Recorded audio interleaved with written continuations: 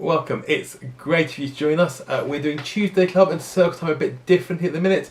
I'm sure you'll understand why, but hopefully you'll stick with us over the next few weeks. And we're going to continue learning about King Jesus together, learning about how God speaks not just through his Bible, but into our lives here and now.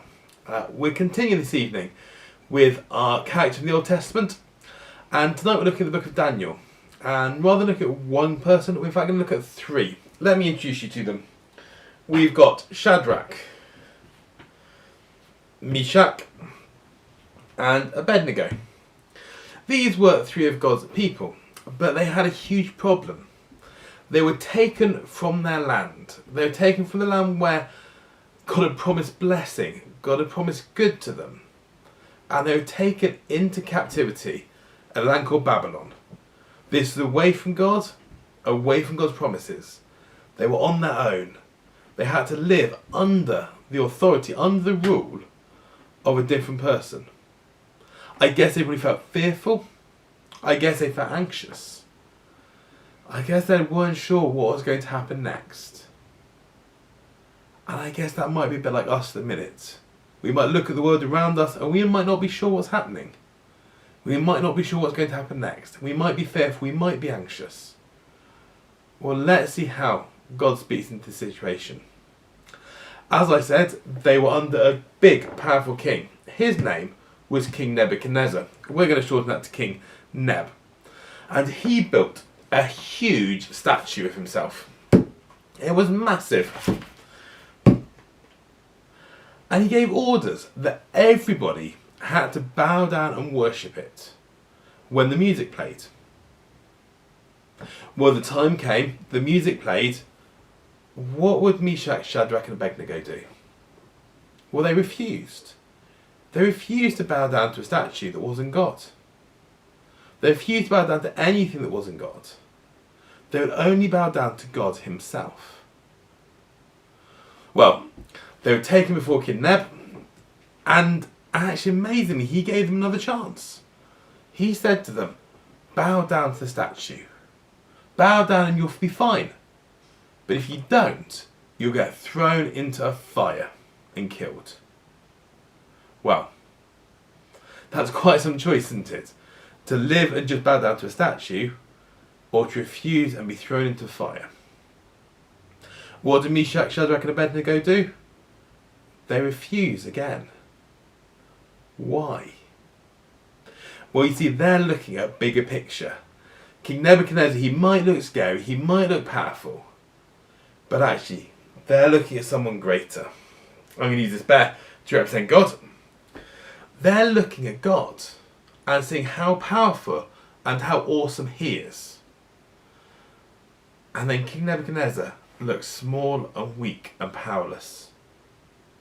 Let's read the words they say. It's in Daniel chapter 3, starting verse 16. And they say this, they say, Nebuchadnezzar, we do not need to defend ourselves to you. You can throw us into the blazing furnace. The God we serve is able to save us from the furnace and from your power. If he does this, it is good. But even if God does not save us, we want you, our king, to know this. We will not serve your gods. We will not worship the gold statue you set up. You see, they're focused on God rather than King Nebuchadnezzar. Well, as you can imagine, King Nebuchadnezzar gets rather angry at this. In fact, he turns a raging red colour. He is furious. He is livid. He is so angry. He orders his soldiers to heat the fire up 7 times hotter than it was. He gets the soldiers to throw the men into the fire. As the soldiers do that, the fire is so hot that the soldiers die. But then something happens. King Nebuchadnezzar, he looks into the fire. And he doesn't see just 3 men in the fire. He sees 4. There is something special going on here.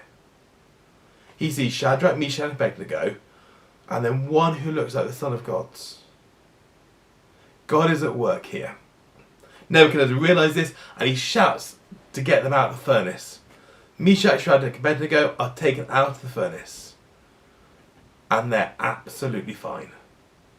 No part of them is even burnt. You can't even smell any smoke on them. God has brought them through the fire. God has saved them, God has rescued them. And more amazingly, remember, this was a land that didn't know God. King Nebuchadnezzar bows down and worships God. He cries out how amazing God must be. And he then goes on to say this. This is a bit later in Daniel 3. It's from verse 29. So I now make this law. The people of any nation or language must not say anything against the God of Shadrach, Meshach, and Abednego. Anyone who does will be torn apart, and his house will be turned into a pile of stones. No other God can save his people like this. Nebuchadnezzar realized that even though he was the most powerful man around, he was nothing compared to God. Meshach, Shadrach, and Abednego realized that when they looked at a powerful person, when they looked at their circumstances, actually they were nothing when they've got God who's in control and knows what he's doing. And I wonder what that means for us here and now. I guess for us, are we looking at the circumstances around us and becoming fearful and anxious? Do we look around us and think things are out of control? Certainly things are out of our control and we don't like that. Well, actually things are out of our control. We can't do things to impact what goes on around us. But there's a great God who is in control. There's a great God we can look to and take away our fears. There's a great God who saves his people. There's a great God who, if we put our trust in him, if we turn to him and we say, I'm sorry for trying to live by myself. I'm sorry for trying to live my own way. I'm sorry for trying to be in control of everything. Please forgive me. We've got a great God who forgives us. Through his son Jesus, he makes us part of his family, and he offers us hope, life and joy.